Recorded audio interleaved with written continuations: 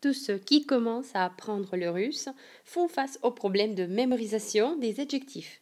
Le russe est une langue descriptive, je dirais, très très riche en adjectifs, en épithètes. Et s'appuyant sur mon expérience d'enseignement du russe, dans cette vidéo, je voudrais vous proposer 3 techniques vraiment efficaces pour mémoriser les adjectifs russes.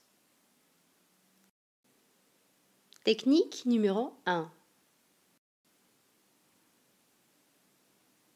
J'ai déjà mentionné cette technique, vous verrez le lien sous la vidéo dans le coin droit, mais je l'ai mentionné dans le contexte des actions et des objets. Et j'ai reçu pas mal de messages de vous, chers abonnés, confirmant que cette technique marche vraiment bien. D'habitude, en apprenant une langue étrangère, nous tous, on apprend plus vite les actions, puis les objets. Et les adjectifs, c'est vraiment la dernière chose à apprendre.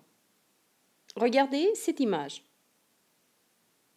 Donc, je parie que ce sont les premiers mots que la plupart d'entre vous a pensé à propos de cette image. C'est l'action, pить, boire, я пью, je bois, et le café, кофе, чашка, peut-être une tasse de café. Donc, я пью кофе. C'est comme ça que notre cerveau fonctionne. C'est la première chose qu'on voit. C'est l'action et l'objet. Mais adaptons cette technique aux adjectifs.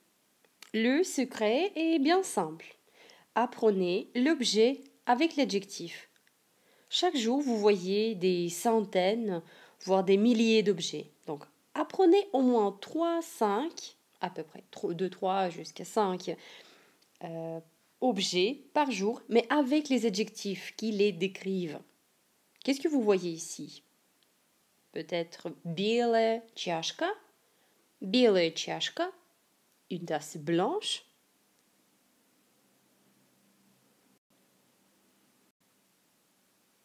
Donc, c'est une femme.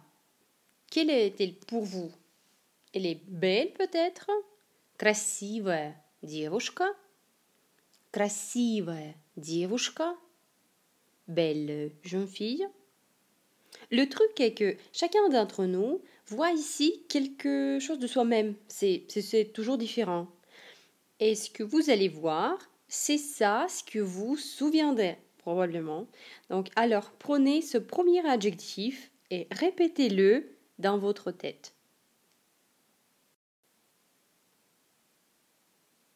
Et c'est pareil dans l'autre sens. Si vous ne pouvez pas mémoriser un certain adjectif, par exemple довольный, довольный, trouvez-lui un couple. Довольный, content. Donc trouvez l'objet à mémoriser avec cet adjectif. Visualisez-le. Donc par exemple, довольный начальник. Довольный начальник. Le chef content. Довольный начальник. Regardez bien l'image. Répétez 1000 fois довольный начальник. Довольный начальник.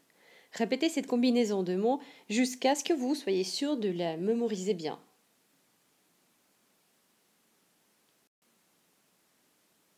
Deuxième technique. Elle est aussi bien simple et très efficace. Je l'avais également mentionné. Il s'agit de mémorisation du vocabulaire à travers une image. En un mot, vous choisissez n'importe quelle image et puis vous regardez sur cette image pendant 1 minute en appelant l'attention sur les détails. Dans 1 minute, vous notez tous les mots qui vous viennent à l'esprit, en français bien sûr.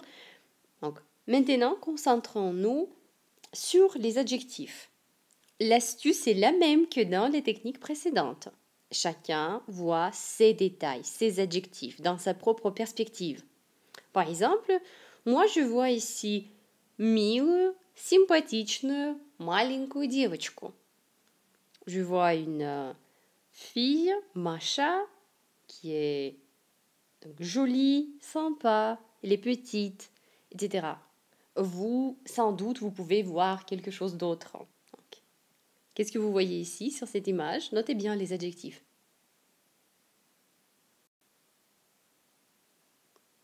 Et encore une fois, plus de détails à propos de cette technique sur le lien.